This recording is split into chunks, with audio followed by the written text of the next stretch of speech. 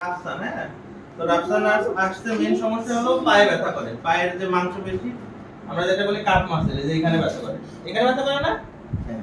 এই যে cup muscle. তোর বয়স কত? বয়স কত? 7 বছর। 7 বছর। এখন হলো 3 বছর থেকে 12 বছর পর্যন্ত যাদের বয়স, তাদের এরকম পা ব্যথা থাকতে পারে। পানি পড়ছে এটাকে আমরা বলি গ্রোয়িং পেইন বলি আমরা, গ্রোয়িং পেইন, হ্যাঁ। 3 থেকে 12 বছর বয়সী যাদের, তাদের এখন কি বাড়ন্ত বয়স।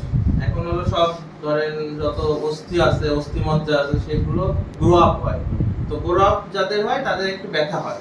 তো এটা অনেকে মনে করে রিউমেটিক ফিভার কিনা, হ্যাঁ। মানে গ্রামে একটা ভুল ধারণা আছে যে হাত পা যদি চাবায় তাহলে হলো রিউমেটিক ফিভার হইতে পারে, হ্যাঁ।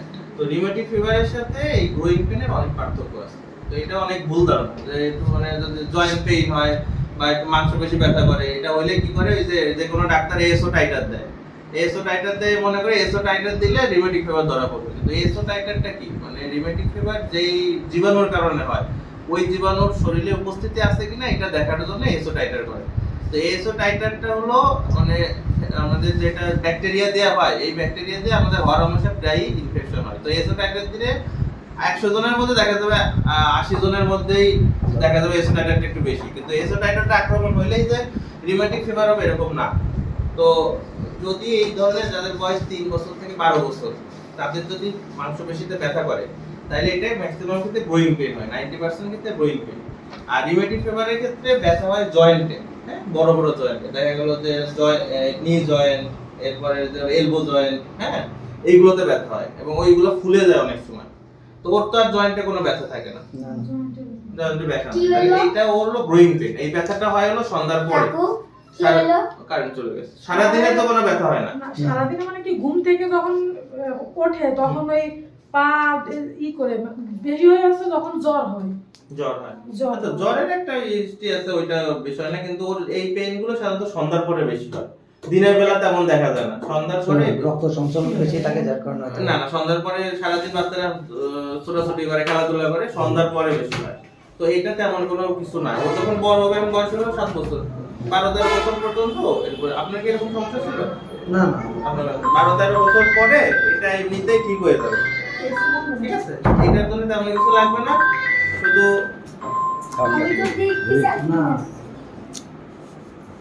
এটার জন্য তেমন কিছু লাগবে, গরম থেকে দিলে ওরা আরাম লাগবে। তাছাড়া তেমন কিছু লাগবে না। আর আমি ক্যালসিয়াম দিয়ে দেবো, এই সময় বাড়ন্ত বয়স তো ক্যালসিয়াম এখানে ভালো কাজ করে।